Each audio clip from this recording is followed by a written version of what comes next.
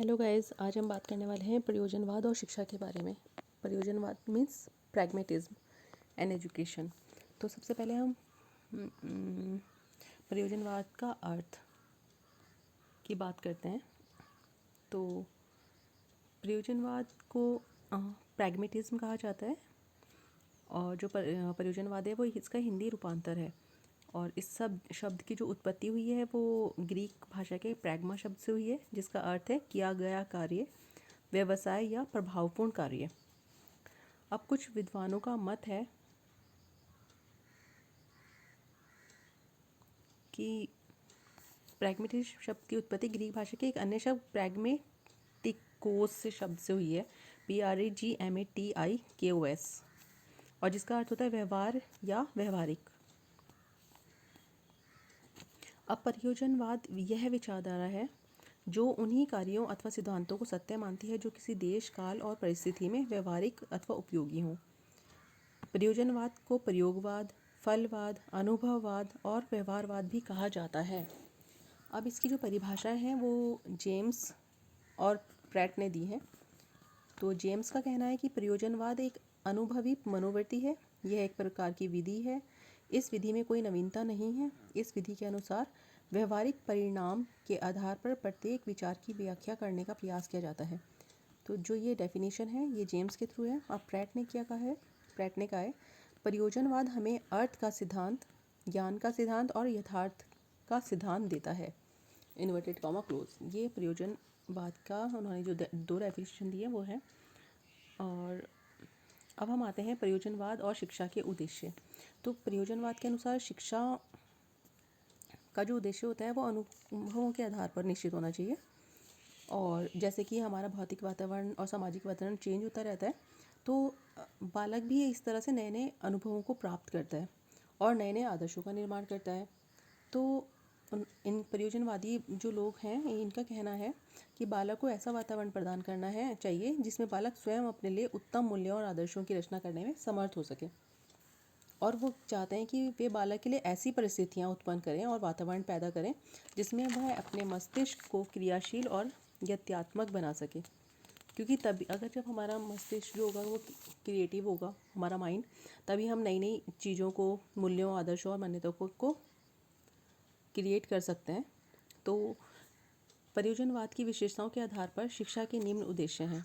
अब उन्होंने शिक्षा के कुछ उद्देश्य बताए हैं, जैसे कि सामाजिक कुशलता का विकास, नवीन मूल्यों का निर्माण करने की योग्यता का विकास, छात्र का विकास, गतिशील निर्देशन, लोकतंत्रीय जीवन की शिक्षा और सामाजिक वातावरण के साथ अनुकूलन की योग्यता।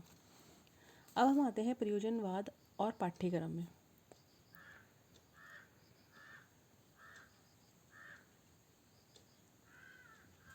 पाठ्यक्रम के लिए इन्होंने कुछ सिद्धांत दिए हैं, जैसे कि फर्स्ट सिद्धांत है इसका, प्रयोजनवाद और पाठ्यक्रम में निम्न सिद्धांत दिए हैं। तो इसके कुछ सिद्धांत हैं, इसके 4 सिद्धांत हैं। सबसे पहला है उपयोगिता का सिद्धांत। उपयोगिता के सिद्धांत में इन्होंने ये कहा है कि उन्हीं विषयों को रखा जाना चाहिए जो बालक के लिए उपयोगी हों और जिससे बालक अनेक प्रकार के कौशल प्राप्त कर सकें। तो इनके अनुसार पाठ्यक्रम में भाषा, साहित्य, स्वास्थ्य विज्ञान, गणित, इतिहास, भूगोल आदि विषयों को रखा जाना चाहिए। और इस सिद्धांत में गृह विज्ञान को भी बालिकाओं के लिए स्थान दिया गया है। अच्छा, ये तो ए था इसका ना, प्रयोजनवाद और पाठ्यक्रम का ए टॉपिक, वो ए सब हेडिंग थी। अब बी सब हेडिंग है इसकी, जिसको यहाँ पे 2 लिखा हुआ है बट ये बी है, बालक की प्राकृतिक रुचियों का सिद्धांत।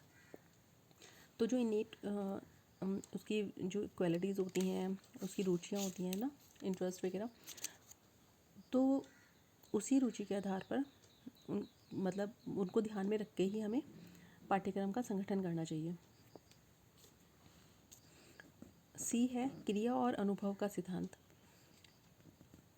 प्रयोजनवादियों के अनुसार शिक्षा एक क्रियाशील प्रक्रिया है, क्रिएटिव प्रोसेस है। शिक्षा में विभिन्न क्रियाओं द्वारा बालक अनेक प्रकार के अनुभव प्राप्त करता है।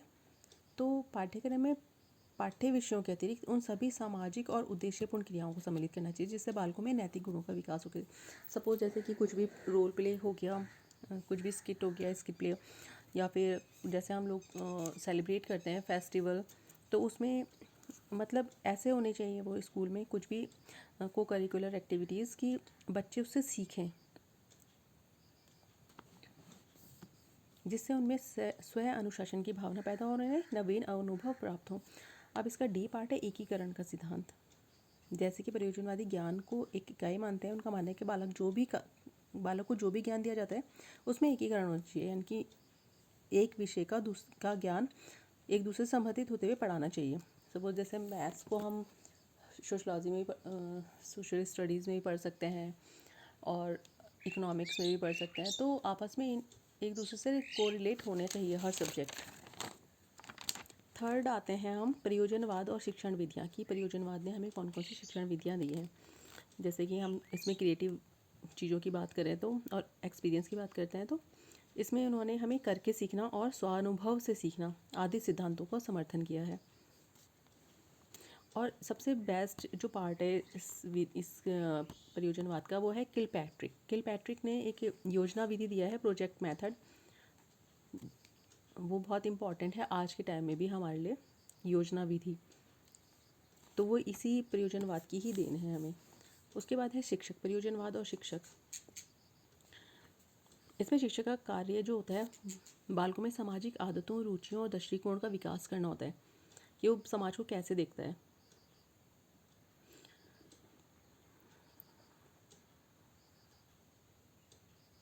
परियोजनवादियों के अनुसार शिक्षक को एक पथ प्रदर्शक और समाज सेवक के रूप में रहना चाहिए, ऐसे इन्होंने कहा है। अब आते हैं प्रयोजनवाद और बालक में। बालक शिक्षा का केंद्र माना है इन्होंने बालक को, और उसकी आवश्यकताओं, रुचियों के अनुसार ही शिक्षा का पाठ्यक्रम होना चाहिए, जैसे हमने पहले पढ़ा। और प्रारंभ से ही बालक क्रियाशील होता है क्योंकि वो बचपन से ही कुछ ना कुछ करने में लगा होता है। तो इसलिए उन्होंने कहा है कि नई परिस्थितियाँ उनके सामने और नया वातावरण बच्चों के सामने पेश करना चाहिए ताकि वो अपना मतलब सीख सकें उससे और अपने अनुभव और क्रियाओं के थ्रू अपने कुछ नया बना सकें। करके सीखना, जैसे अभी हमने एक और शिक्षण विधि भी पढ़ी, तो और योजना विधि में भी बच्चे खुद ही करके सीखते हैं, तो ऐसा होना चाहिए। अब है प्रयोजनवाद और अनुशासन। इसमें वो सामाजिक अनुशासन पे बल देते हैं और उनके विद्यालय की स्वतंत्र स्वोद्देश्य और सामूहिक क्रियाओं के द्वारा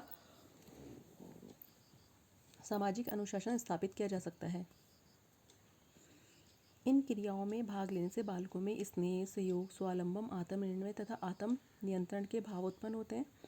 उनमें अच्छी आदतें पैदा होती हैं जिससे उनमें स्व अनुशासन पैदा होता है।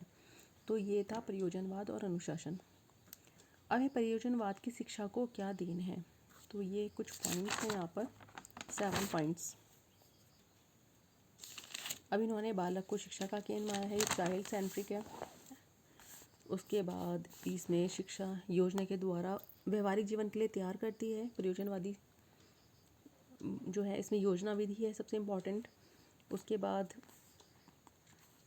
इन्होंने विभिन्न विषयों को एक इकाई के रूप में पढ़ाने पर बल दिया है कि आपस में एक दूसरे से कोरिलेट होनी चाहिए या इन सारी सब्जेक्ट्स और यूनिट्स ना।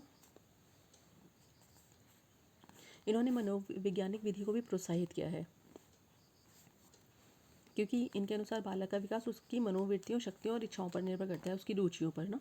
तो इसका मतलब जब ये सारी चीज़ें आ रही है तो ये मनोवैज्ञानिक विधि पर भी प्रोत्साहित कर रहे हैं अगर ये बालक ये सारी चीज़ें देख रहे हैं तो। और इस शिक्षा की जो प्रक्रिया है वो सामाजिक और लोकतांत्रिक है। अब ये बालकों में स्वतंत्रता, समानता, सामाजिक कुशलता और अधिकारों तथा कर्तव्यों का पालन करने की क्षमता आदि गुणों का विकसित करती है वाली जो प्रयोजनवाद है। और लास्ट पॉइंट है इसका कि यहाँ पर स्वतंत्र रूप से कार्य करने के ऊपर बल दिया गया है। अच्छा, ये था यूनिट 3 का सेकंड पॉइंट। अब जो यूनिट 3 का थर्ड पॉइंट है उसमें हमें कुछ एजुकेशनिस्ट हैं जिनके बारे में हमें लिखना है। जैसे कि मैंने फर्स्ट क्वेश्चन दिया है, निम्न में से किन्हीं दो के शिक्षा दर्शन पर प्रकाश डालिए, जैसे रूसो, सुकरात, प्लेटो और जॉन डीवी। तो अगर आपको इनके चाहिए होंगे नोट्स तो आप मुझे बता देना, मैं आपके लिए दे दूँगी। और सेकंड क्वेश्चन है, किन्हीं दो के शैक्षिक क्षेत्र में किए गए परिवर्तनों का वर्णन कीजिए। अब जैसे महात्मा गांधी हैं, रविंद्रनाथ टैगोर हैं, स्वामी विवेकानंद हैं और श्री औरोबिंदो हैं, इनमें से, क्योंकि ये क्वेश्चंस आते ही आते हैं, ये हमारे फॉरेनर जो हैं वो हैं ऊपर फर्स्ट क्वेश्चन में, सेकंड क्वेश्चन में इंडियन नेचुरलिस्ट बोल सकते हैं हम उन्हें, जैसे महात्मा गांधी थे, रविंद्रनाथ टैगोर थे। और श्री अरबिंदो भी, सब ये लोग सब नेचर के ऊपर उन्होंने फोकस ज़्यादा किया है। तो हम देख सकते हैं इनमें से कोई दो तो आते ही आते हैं, तो आप इसकी भी तैयारी कर सकते हैं। अगर आपको नोट्स चाहिए तो मैं आपको प्रोवाइड करा दूँगी। मेरे डिस्क्रिप्शन में मेरी ईमेल आईडी होगी। अगर आपको पीडीएफ फॉर्म में नोट्स चाहिए होंगे तो आप मुझे ईमेल में भेज दीजिएगा मैसेज, मैं आपको प्रोवाइड करा दूँगी पीडीएफ फाइल, और फ्री ऑफ कॉस्ट, क्योंकि मुझे शिक्षा को बांटना अच्छा लगता है। Thank you so much guys.